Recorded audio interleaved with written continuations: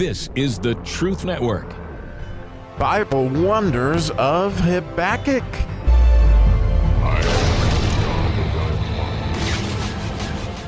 Oh, you must have prayed to open my eyes to behold wondrous things out of thy law this morning, because you're fixed to see the miracle of miracles verses. Wow, I'm telling you, I think I will ponder this verse the rest of my life. When God opened my eyes to what this is, it's unbelievable. I knew that it would be a miracle because it's the 8th verse, and the het has to do with the miracle day, right? And I think you're going to see this is in absolutely remarkable ways, but I don't want to assume anybody is not following along. The 8th letter in the Hebrew alphabet is the letter het, and the letter het has to do with our union with Christ, which itself is a big-time miracle, okay? And it reflects there's a male energy that is coming down on the line on the right, and a female energy in the Zion on the line on the left. That's a Vav coming down. The line on the left is a Zion going up, which is the 6th, 7th letters. And then that's a reflection of God's energy coming down, and then we reflect it coming back up, and across the top is a heteroteric, and that's our union. That is, sort of the Holy Spirit there above us is a sort of a huppah, or that, canopy of marriage. And that the letter has everything to do with that in so many different ways, and the miracle that we could be united with God, especially after our sin and all that's going on. Well, you're going to see, wow, does God show us something here? So I looked at it, and it just could not make any sense for a long, long time, and studied the words until when God flicked it into my mind, I just burst into tears and was so excited to share with you what I found here. So I'll read it in English. It says, "Was the Lord displeased against the rivers? Was thine anger against the rivers? Was thy wrath against the sea? That thou didst ride upon thine horses and thy chariots of salvation." Well, just to start off with, I knew certain things. Obviously, it was the 8th verse, so it had to be miraculous. I also knew that word salvation at the end is the word Yeshua, and it's spelled out perfectly, Yeshua, okay, it's Jesus. But I just couldn't figure out why would Habakkuk ask this question? And I even studied it to make sure it even was a question, looking at all the Hebrew and looking at the letters and studying all the different ways that God was angry, because it mentions his wrath, and it mentions his displeasure and his anger. All these things are mentioned 4 times, actually, in this verse about both rivers and the sea. Well, and the idea here was just like, what in the world?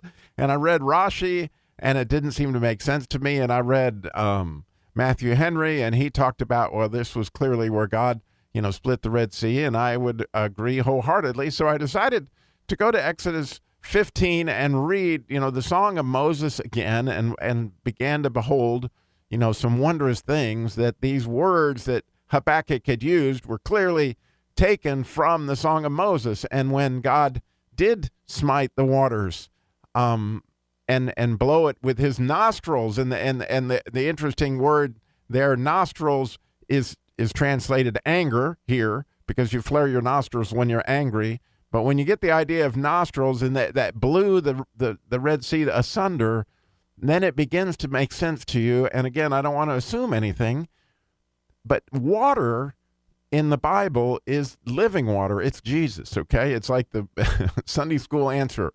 Water is Jesus. And as you begin to think, and at first I kept on thinking, why is God angry at Jesus? Oh my goodness, why? Because what happened, obviously, on the cross was anger.